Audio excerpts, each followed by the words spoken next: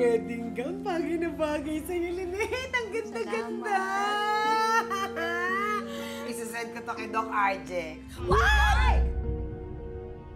Josa! Bakit mo ginawa yun? Hindi mo ba alam yung kasabihan, ha? Yung pamahiin?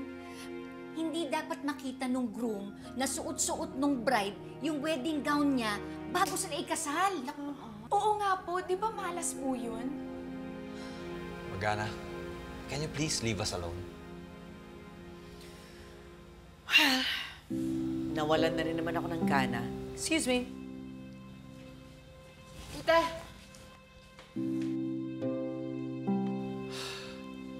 Hayaan nyo na po yun. Kumain na lang po tayo. Tawagan muna si Annalyn. Baka hindi pa nakikita ni Doc RJ yan. Ma-warningan na huwag titignan. Sige na. Sorry. Ay, ikaw talaga.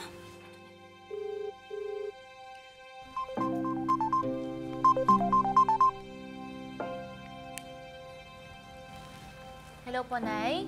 Anak, pwede mo bang kunin yung cellphone ng tatay mo? Hello, Lynette. Kailangan mo yung cellphone ko? RJ, kasi si Jose, meron kasi siyang sinend na picture sa'yo na dapat hindi mo makita. Kasi diba, may pamahiin na dapat hindi makita ng groom na suot-suot nung magiging bride na yung wedding gown bago sila ikasal. Kasi daw, sabi nila malas daw yun. Naku, Dok, pasensya na po. Next time lang.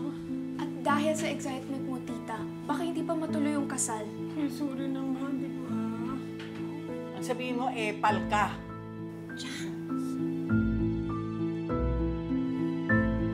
Nay, ano po yung sinasabi ni Diwa na baka hindi po matuloy yung kasal?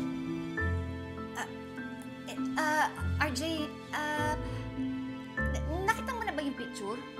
Hindi pa. Pero now that you mention it, Lynette, I'm interested to see. Ay, Tay, Huwag na nga po. Wala nang pong masama kung makikinig po tayo sa pamahiin na yan. Tagal-tagal ko po kayang inantay itong kasal na to, kaya hindi pwedeng di po ito matuloy.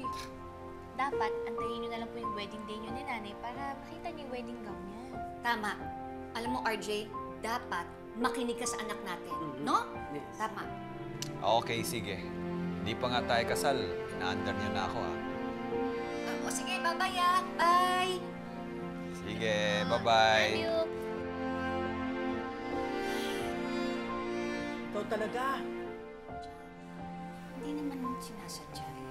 Salamat ka, hindi nakita ni RJ. Excite nga eh. Okay na ba ito? Excite nga naman. Patience, tatay. Sa ngayon, kumain muna tayo. Gutom na ako.